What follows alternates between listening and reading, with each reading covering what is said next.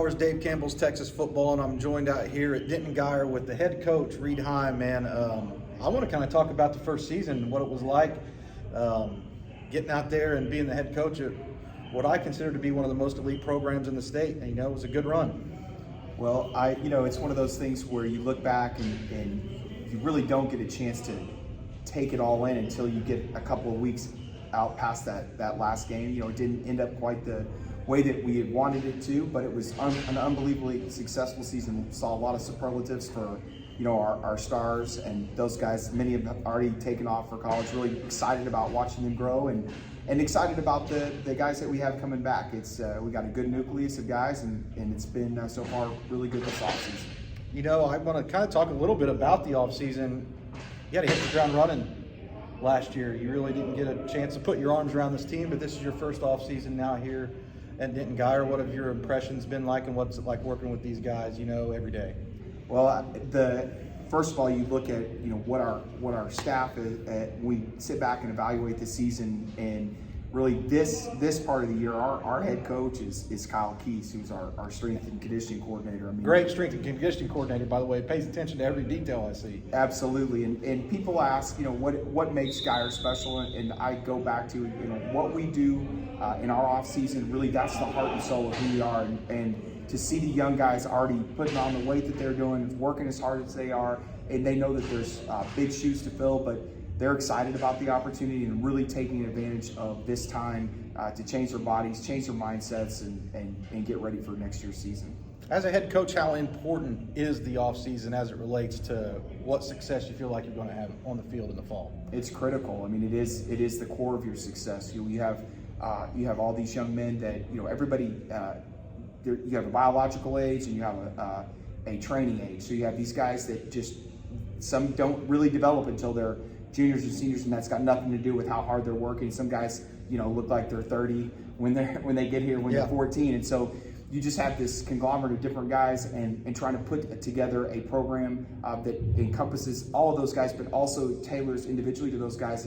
It's just unique to see how we come together as a staff and putting together a program for those guys to achieve the goals that we set for the season. And at a place like Guyer, the expectations are high year in, year out, and the only way that you're going to reach those is to have great off seasons. You know what? I'll give the fans a little bit of a history lesson here. We date back a little bit. We were running together a little bit when you were a college coach, so I know you know a thing or two about college recruiting and that kind of stuff. I get excited about recruiting. It's my job to cover some of the top prospects in the state. Man, you got a good lesson here last year right out of the gate as the head coach when you had Peyton Bowen going through one of the most interesting recruiting processes in the state. And your group that's coming back, there's a lot of talent. And we'd be sitting here talking all day if I asked you about every single one of the guys. But I'm gonna pick a few guys out to ask you about, and then I'm gonna ask you for a sleeper, a name to know that we can put on our radar, or somebody that we either want to watch develop closely or someone you feel like could put his best foot forward with the big 2023 season. And I'm going to start with, Eli Bowen. He's a ball magnet, 10 interceptions 2 years ago, and teams didn't want to pick on him last year at all, but he's still a couple forced fumbles, couple touchdowns on the defensive side of the ball. What makes Eli so special? I think, besides the athleticism and just being able to play on both sides of the football, I just look at him and just am amazed by his competitiveness. Yeah. The fact that he approaches every snap in practice, he approaches every game like it's on the line. And so when you bring that to every snap, to every game, to every opportunity that you have to play, then you combine that with what his natural abilities are, you're going to find yourself having the ability to coach, a top, in my opinion, top 10, top 5 corner in the country. Gotcha. And does he have that little brother mentality a little bit? Are those little brother? It's hard to be tougher than Peyton Bowen, but is he a little scrappier? I think the competitive piece is a direct reflection of, hey, I have, they're only a year apart, so everything that they've ever done, where they compete against each other, maybe Eli's, was younger, maybe a little shorter as far as the growth goes, all that stuff. So he knew that he could never take a playoff in anything that he did. And I think that is reflected on how he plays the game. Willie Goodacre, I mean, I'm a big Willie Goodacre fan. I feel like he's one of the guys, I don't know, I just gravitate towards him for some reason. And then watch him work out in the weight room. You see how big he is, but he's got those skinny athletic ankles too. What makes Willie the anchor of that offensive line? Well, first of all, he's huge. Yeah, he is. You know, he's a big body. He's sitting right at around 310, 315. You know, he has the ability to carry more, but moves really well at that weight.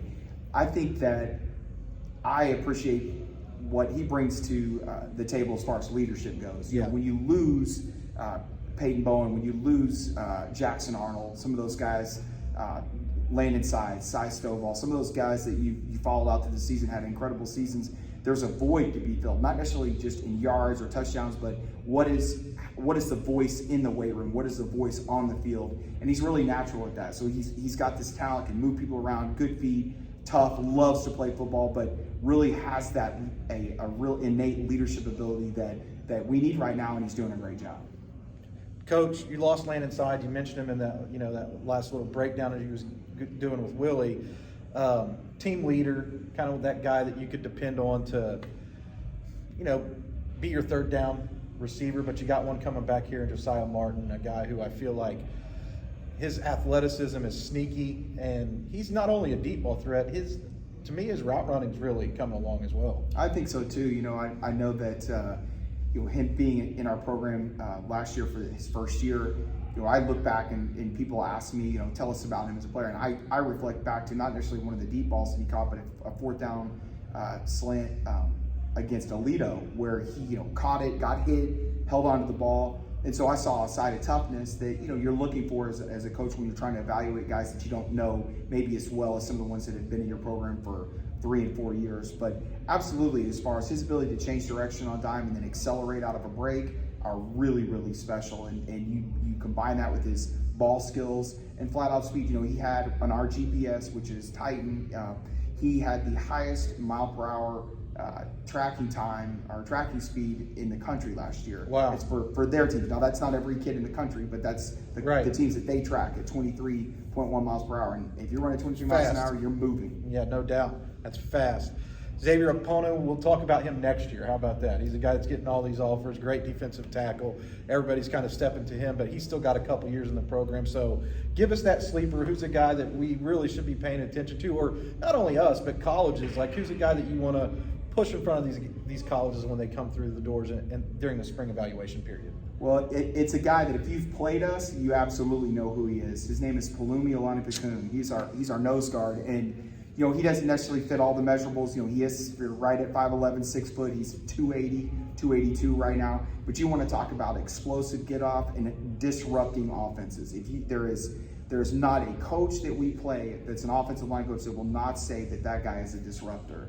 And and he's been a player for us as a sophomore, been a player for us as a junior. He's really, really special, and I sure hope that he has the opportunity. He's good enough to play at most places in the country. It's just that opportunity. Hopefully it comes for him soon. Yeah, I don't think we're going to have to worry about it. I agree with you. He's a guy who just makes plays every time that we see him. He's a team leader. It just seems to get it from a football standpoint. You know what? He's one of the best in the business for a reason. Coach Reed Heim over here at Denton, man. Appreciate it. And you know what? Good luck with this upcoming season. Thanks, Greg. Really appreciate you guys, everything you do for our sport, covering these high schools and doing so much for our kids and providing and helping them get opportunities to play at the next level. Thank you so much for what you do. Appreciate that, Coach. Thank you. You got it.